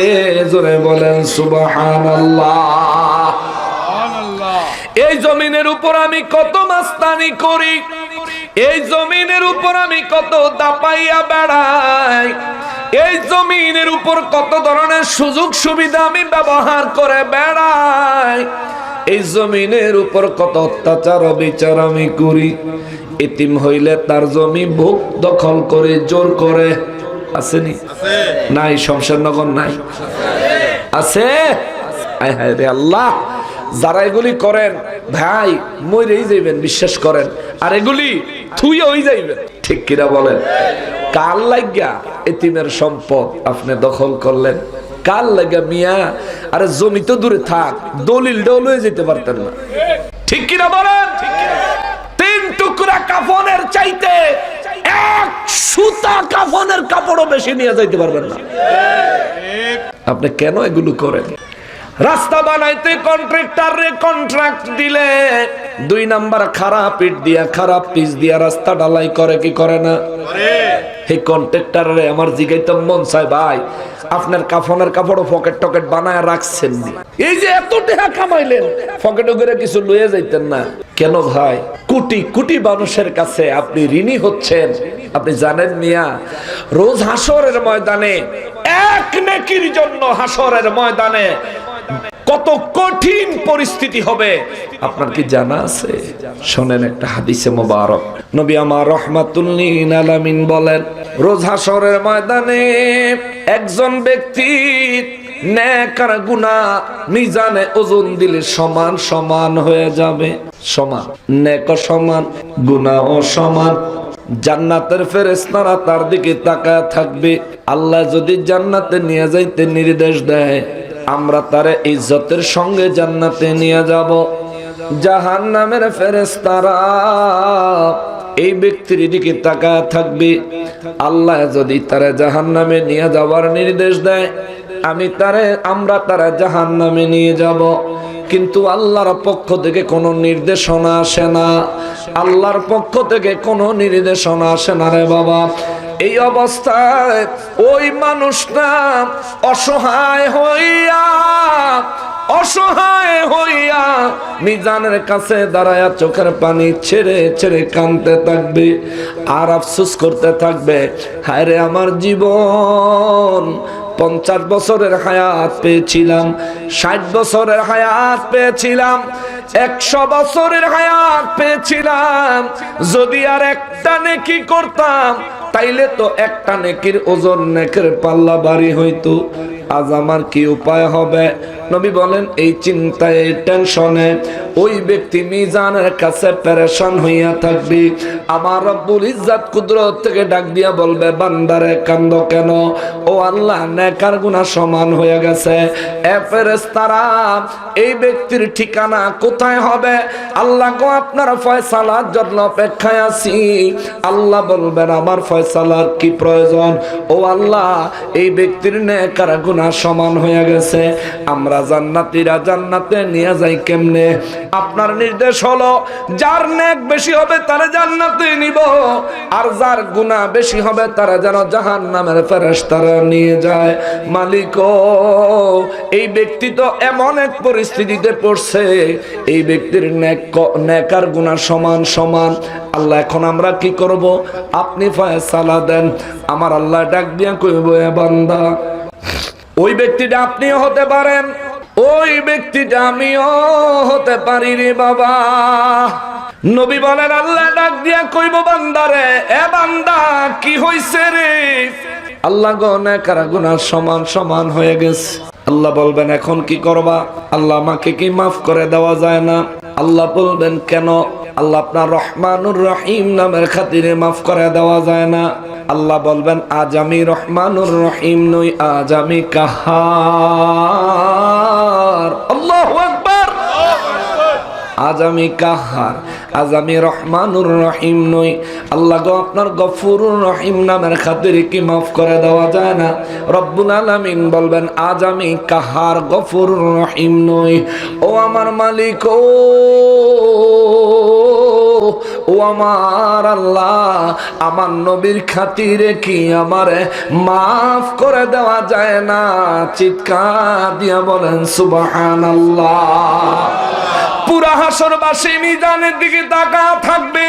পুরা হাসরবাসী এই ব্যক্তির অসহায়ত্বের দিকে তাকায়া থাকবে।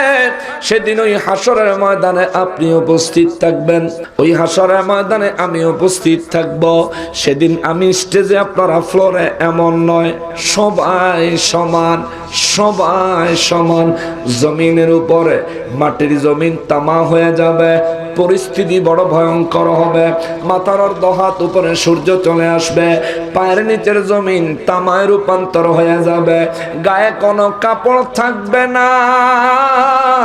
প্রত্যেকের লজ্জাস্থান আমার আল্লাহ কুদরতি ভাবে হেফাজত করবে। কেউ কারো দিকে তাকানোর সুযোগ থাকবে না, তবু কোনো ব্যক্তির লজ্জাস্থান সেদিন দেখা যাবে না। ওরে রোজ হাসরের ময়দানে আমার আল্লাহ মানুষের লজ্জাস্থান, এক মানুষকে আরেক মানুষের নজর থেকে রক্ষা করবেন। কিন্তু তুমি যুবক, তুমি যুবতী, আমার মা বোনেরা যারা শুনছেন গো মা, ও আমার আম্মা, আপনি পর্দা করেন না। শমশের নগর বাজারে আপনি যখন ঘোরাঘুরি করেন, আম্মা গো, আপনার জামার বাহার দেখলে, আপনার বোরকার বাহার দেখলে, আপনার চলনের বাহার দেখলে, আপনার বলনের বাহার দেখলে, দোকানদারদের সঙ্গে হাসি মুখে কথা বলতে দেখলে, সিএনজির সামনে ড্রাইভারের লগে গোসা গোসা বইতে দেখলে গো আম্মা, আপনার মুসলমানের বেটি মনে হয় না। ঠিক কিনা বলে? আপনার মুসলমানের মেয়েই মনে হয় না বেটি।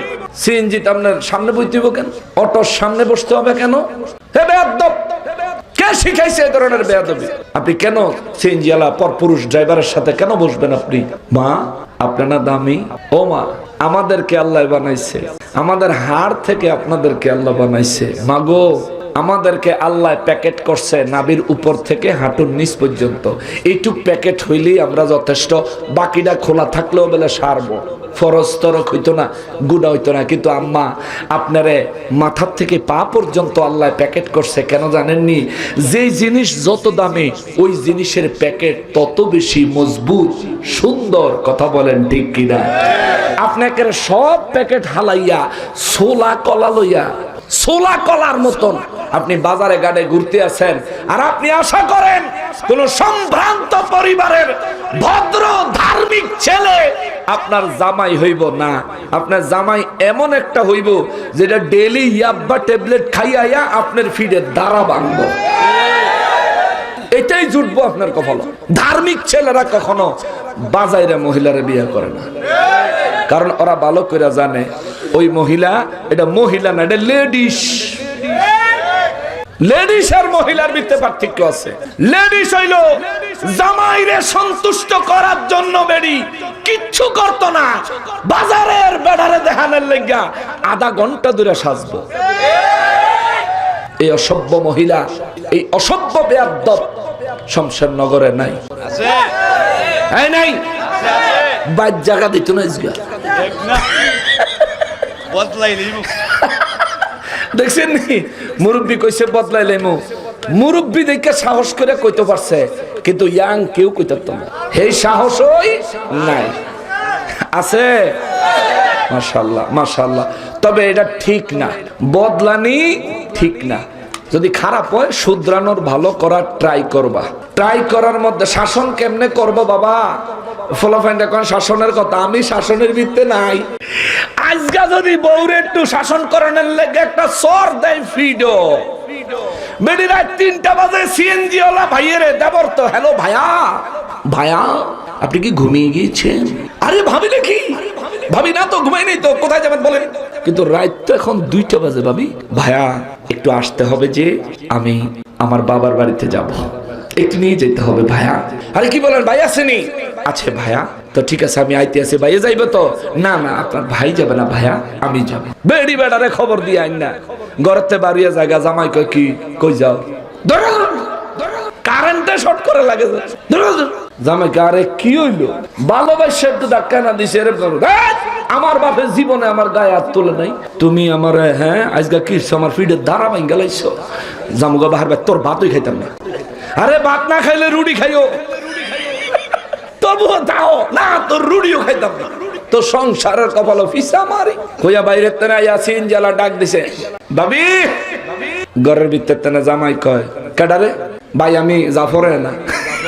নাম কইলাম আর কি একটা, আসলে জাফর না, আমি জাফরে না। কি লিগাইছ? ভাবি না ফোন করলো, আমরা বলে শ্বশুর বাড়ি যাইবেন। হাই বড় যা, রাত 2টা বাজে কেউ শ্বশুর বাড়ি যায়? যা যা ভাই, যা গিয়া। ভাই যে ভাই জাফর ভাই, ভাই আমি বলছি আপনি দাঁড়ান। ও কি বুঝে? আমি চলে যাবো আজকে বাবার বাড়ি। বাস বারুইয়া বেড়ার লগে 1.5 ঘন্টা সিএনজিত করিয়া গেল গিয়া বাপের বাড়ি। পরের দিন মৌলভীবাজার থানায় মামলা লইল না, গেল কোর্টে। কোর্টে গিয়া উকিলদের দিয়া মামলা বানাইয়া মামলা করলো, ওয়ারেন্ট জারি করলো। ওয়ারেন্ট জারি করার পরে অহন বেডির বাপে, বেডির চাচায়, বেডির নানায়, বেডির আরো আত্মীয় স্বজন যারা আছে সকলতে মিল্লা পুলিশ লইয়া লইয়া জামাইরে দৌড়ায়। আসেনি অবস্থা? এই মেয়ের পক্ষ, আমি আপনার কাছে জানতে চাই, এই লোকের পুলিশ নিয়ে কেন দৌড়ান আপনি?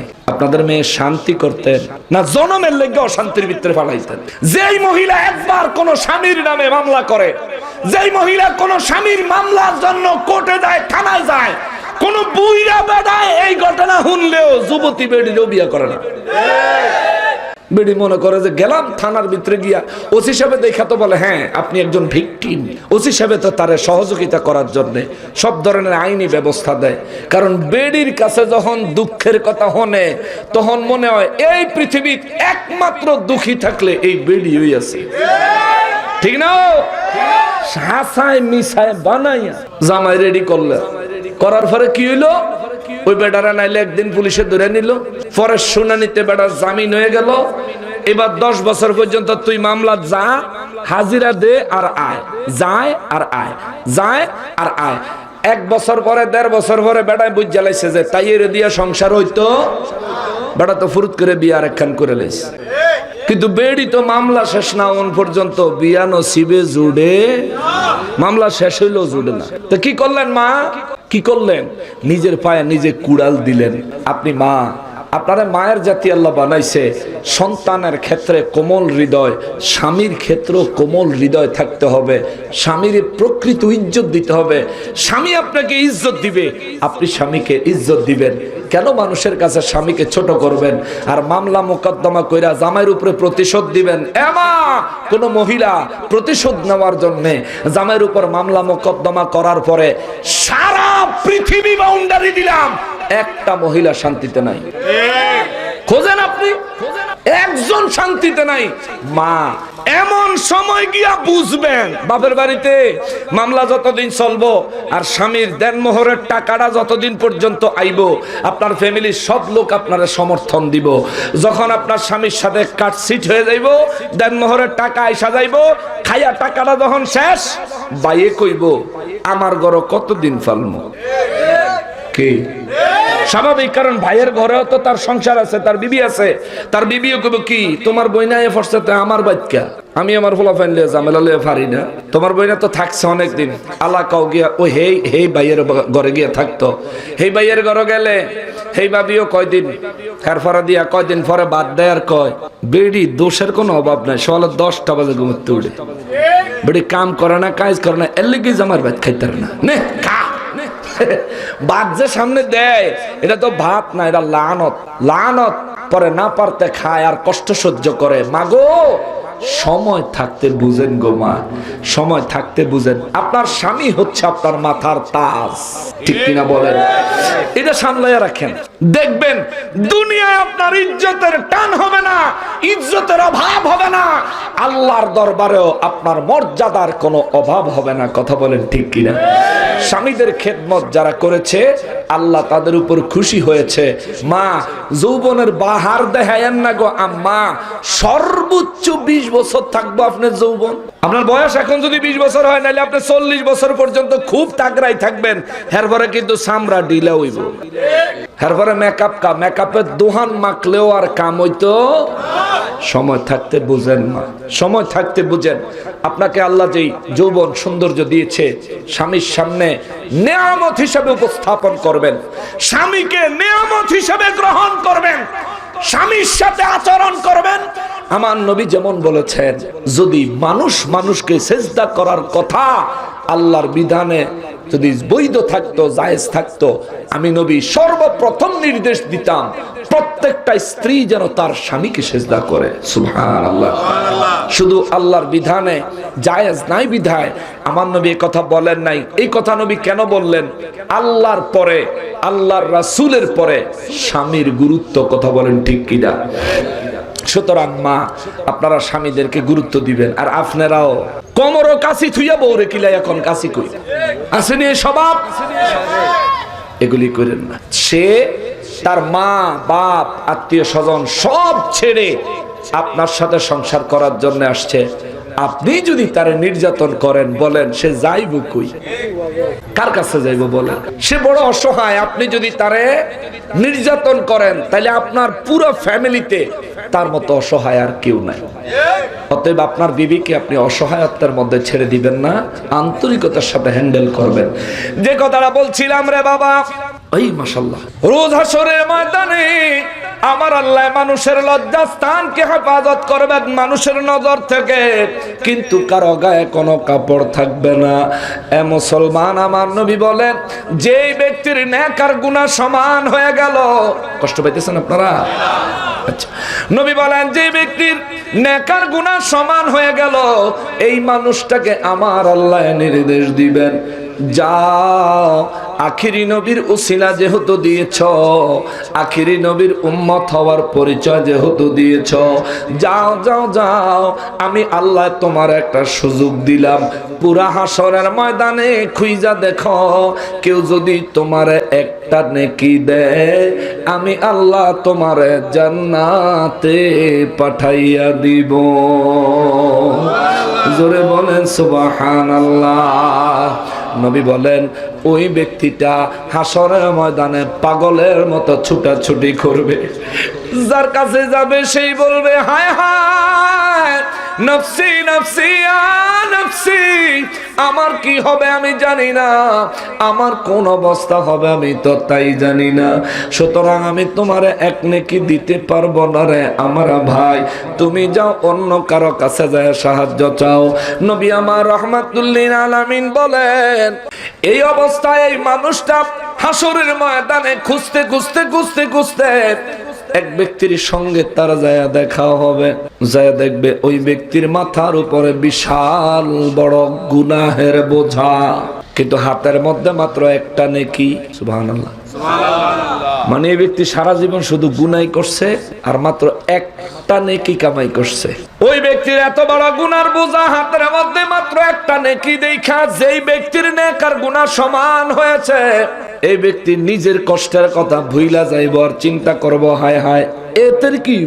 ডাক দিয়া বলবে, আপনি কে? বলবে, আমি আখিরি নবীর উম্মত। সুবহানাল্লাহ। মাথার উপরে এটা কি? বলবে, এটা আমার সারা জীবনের গুনাহ। হাতের মধ্যে কি? সারা জীবনের কামাই করা নেক আমল। এত ছোট কেন? ওই ব্যক্তি বলবে, শুধু ছোটই না, কমও বটে। কম কত? কয়টা নেকি সারা জীবনে আপনি কামাই করছেন? কয় দুনিয়ার তো কইতে পারতাম না, আজকে হাসরের ময়দানে আমার আমল নামা চাইয়া দেখি আমি সারা জীবনে মাত্র একটা নেক আমল করছি। ওই ব্যক্তি বলবে, কি বলেন? হায়াত পাইছেন কত বছর? সে তার হায়াতের কথা জানাবে। নবী বলেন ওই ব্যক্তির হায়াত যথেষ্ট হায়াত হবে, কিন্তু যথেষ্ট হায়াত হওয়ার কারণেও মরার পরে ওই ব্যক্তি মাত্র এক নেকি নিয়ে দাঁড়াবে। সাহাবায়ে কেরাম বলেন, হুজুর যথেষ্ট হায়াত যদি হয়, ঈমানওয়ালা যদি হয়, ঈমানওয়ালা না হইলে তো আমলনামায় কোনো নেকি থাকবে না। হুজুর যদি ঈমানওয়ালা হয়, যেহেতু তার আমলনামায় এক নেকি থাকবে, তাইলে তো সে ঈমানওয়ালা। ঈমানওয়ালা ব্যক্তিটা রোজ হাসরের ময়দানে তার পুরা জিন্দেগিতে একটা মাত্র নেক নিয়ে হাসরের ময়দানে দাঁড়াবে। কেমনে গো নবী, আমাদের বুঝে আসে নাই, দয়া করে আমাদেরকে একটু বুঝাইয়া দেন। আমার নবী বলবেন, সাহাবীরা রে, এই ব্যক্তি দুনিয়ায় নেক আমল করবে, আবার গুনাহ করবে, এমন কিছু গুনাহ করবে রে, যেমনি ভাবে দান করলে সদকায়ে জারিয়া হয়, যেমনি ভাবে কিছু কিছু নেক আমল করলে সদকায়ে জারিয়া হয়, তেমনি ভাবে এই ব্যক্তি দুনিয়াতে এমন কিছু কাজ করেছে যেগুলো গুনাহে জারিয়া হয়েছে। ওই ব্যক্তি সারা জীবন যত নেক আমল করেছে, ওই গুনাহের কারণে তার নেক আমলগুলো মাইনাস হয়ে গেছে।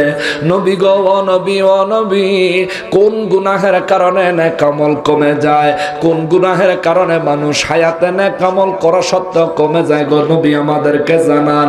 শমশেরনগরের মানুষ, আপনারা কি জানতে চান কোন গুনাহ মানুষের নেক আমল ধ্বংস করে দেয়? আপনারা কি জানতে চান? এক নম্বরে হলো অহংকার। কি আসেনি? লন্ডনে বেটা হইলে কারো লগে মাথা না, সবাই না। অহংকারের কথা বললাম, গৌরবের কথা বললাম। কিছু মানুষ আছে তাই না, অনেক ধনী হইছে, অনেক পয়সা লইছে, গ্রামের গরিব মিসকিনের সাথে, দুর্বল মানুষদের সাথে, অল্প সম্পদওয়ালা মানুষদের সাথে ঠিক মতন কথা বলে না। নিজের ঘরে দাওয়াত তো দূরের কথা, আসেনি? আচ্ছা, কিছু মানুষ আছে এমন, রাস্তায় চলার সময় তার কদমের ভাব, চেহারার ভাব দেখলে বোঝা যায় তার ভিতরে কি পরিমাণ অহংকার বিরাজমান। অথবা এমনও কিছু মানুষ আছে মসজিদের প্রথম কাতারে নামাজ পড়ে, তেজের নামাজি, এইটাও তে অহংকার করে, আসেনি? এমন মানুষ আসেনি? অহংকার মানুষের নেক আমলকে ধ্বংস করে দেয়। নবী গো, নবী, তার গুনার বোঝা তো বড় হইল কেমনে গো? ও নবী, তার গুনার বোঝা তো বড় হইল কেমনে? আমার নবী বলেন, তার গুনার বোঝা বড় হইল, বুঝছি মাহফিল শেষ, চা খাওয়ার টাইম হইছে, হ্যাঁ সময় শেষ হয়ে গেছে অবশ্য। নবী বলেন তার গুনার বোঝা তো বড় হইল, কারণ তার কিছু গুনাহ আছে, গুনাহে জারিয়া। হুজুর ওই গুনাহগুলো কি? এক নাম্বার, শেভ করা, দাড়ি চাচা। এই যে দাড়ি চাচ্ছেন, 24 ঘন্টা আপনার গুনাহ হইতেই আছে। ফজরের নামাজ যদি না পড়েন, একবার গুনাহ হইব ফজরের নামাজের। জোহরের নামাজ যদি না পড়েন, একবার গুনাহ হবে জোহরের নামাজ। আসর, মাগরিব, এশার নামাজ যদি আপনি না পড়েন, একবার করে এক ওয়াক্তের গুনাহ হবে। কিন্তু এই যে দাড়ি কাটছেন, গুনাহ হইতেই আছে। এই যে এতিমের হক কোদাল দিয়া জমিনের লাইন কাটতে আরেকজনের জমিনের ভিতরে দুইয়া ঠান্ডাইয়া দিচ্ছেন, আসেনি এই অভ্যাস? এই যেদিন এই কাম করলেন, সেদিন থেকে গুনাহ আরম্ভ হইছে, এটা চলতেই আছে। সুতরাং বাবা, সদকায়ে জারিয়া নেক আমলের জন্য করেন। আমি বলতেছিলাম, নবীজিকে মেরাজে আল্লাহ নিয়ে গেছেন, এজন্য আল্লাহ বলেন বিআবদিহি, আমি আমার বান্দাকে ভ্রমণ করিয়েছি। বান্দা কেন বললেন? রাসূল বলতে পারতেন, নবী বলতে পারতেন, বান্দা কেন বললেন? বান্দা বলার কারণ হলো, যেই ব্যক্তি শরীর এবং রুহু এক সঙ্গে আছে, ওই ব্যক্তিকে বলে বান্দা। সুবহানাল্লাহ।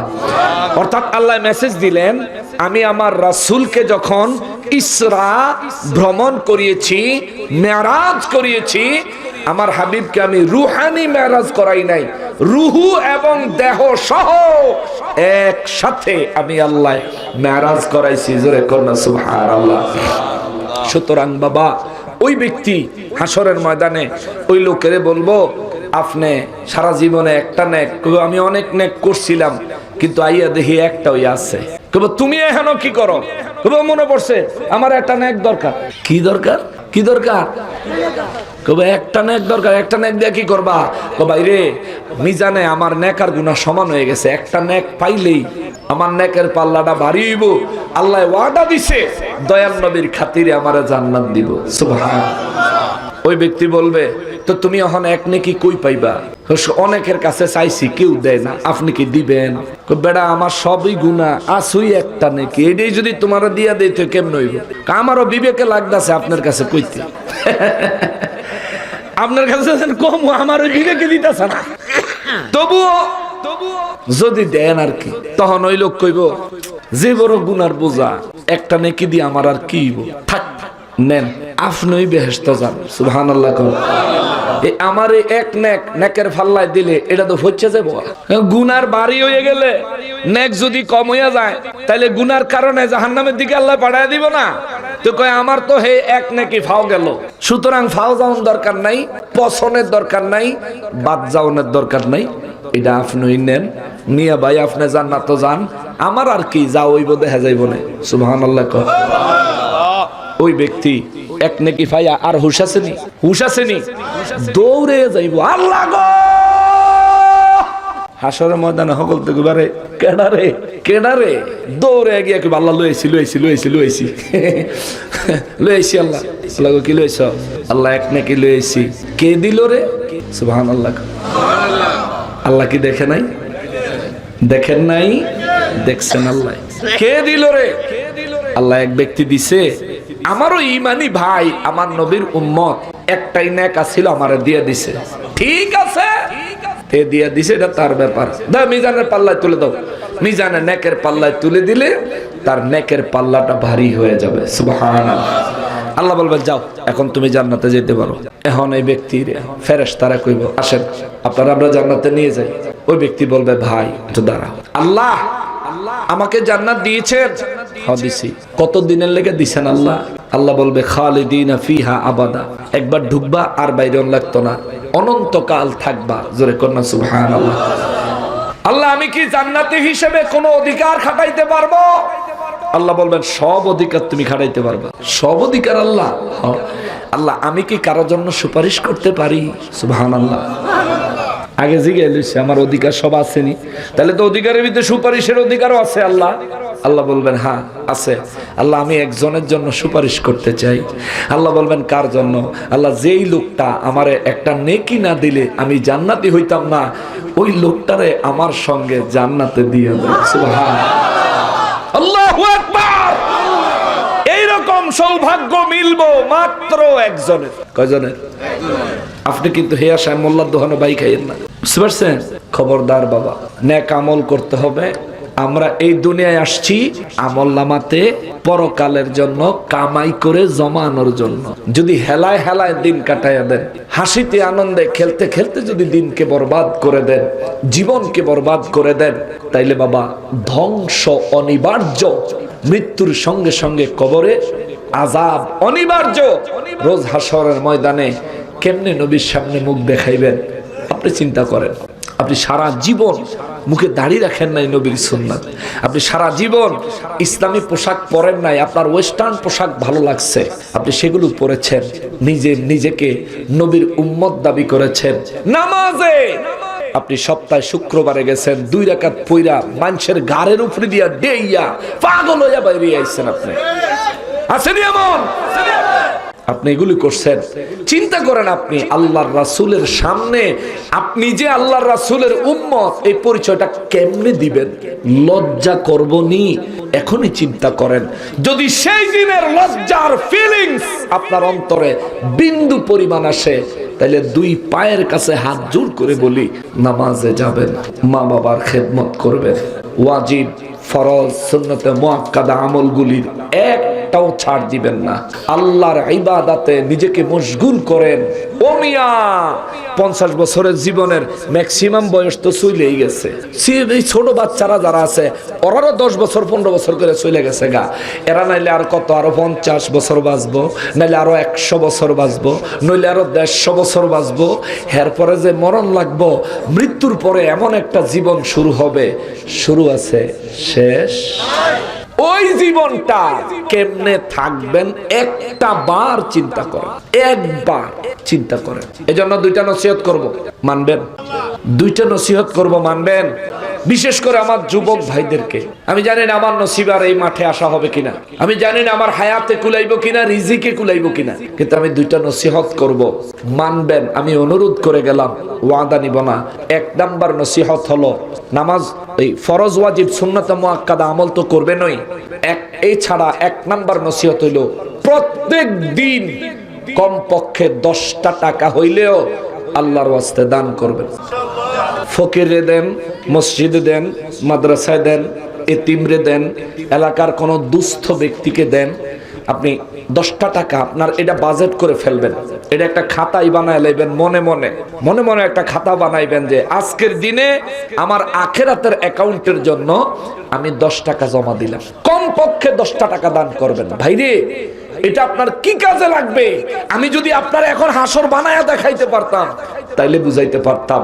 আল্লাহর রাসূলের সামনে খোদ রাসূলের জবানে যদি আপনি হাসরের কথা শুনতে পারতেন তাইলে আপনি বুঝতে পারতেন দু জাহানের বাদশা রাহমাতুল লিল আলামিন, যিনি শাফাআত করে সমস্ত উম্মত জান্নাতে নেবেন, ওই নবীও হাসরের কথা বললে ঝরঝর ঝরঝর করে কেঁদে দিতেন। ওই নবীর চোখ মোবারকের, পানি মোবারকের, দাড়ি মোবারক গুলো ভিজে যাইত। হাসর এত কঠিন জায়গা, এত কঠিন জায়গা, একজন মানুষ সেখান থেকে পালাইতে পারবে না। একজন মানুষ যদি চিন্তা করেন জামনে পড়ে, কোনো সুযোগ নাই। একজন মানুষ যদি চিন্তা করেন একটু বসে থাকি, কোনো সুযোগ নাই। দাঁড়ায় থাকতে হবে 50,000 বছরের সমান লম্বা একটা দিন। মাথার উপর ছাতা নাই, কোনো ছায়া নাই, সূর্য মাথার অর্ধ হাত উপরে। আপনি জানেন ওই আকাশের সূর্যের তাপমাত্রা কত? 1.5 কোটি ডিগ্রি সেলসিয়াস। 1,50,00,000 ডিগ্রি সেলসিয়াস তাপমাত্রায় সূর্য জ্বলতেছে। ওইখান থেকে সূর্যের তাপমাত্রা পৃথিবীতে আসতে আসতে 8 মিনিট 20 সেকেন্ড লাগে।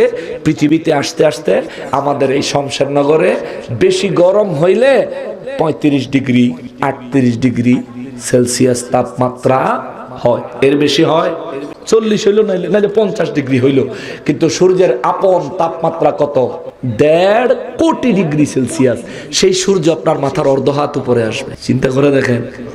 আর আমি 1000 ডিগ্রি তাপমাত্রায় যদি জাল দেয়, লোহা শরবত হয়ে যায়, লোহা গলে পানি হয়ে যায় মাত্র 1000 ডিগ্রি তাপমাত্রায়।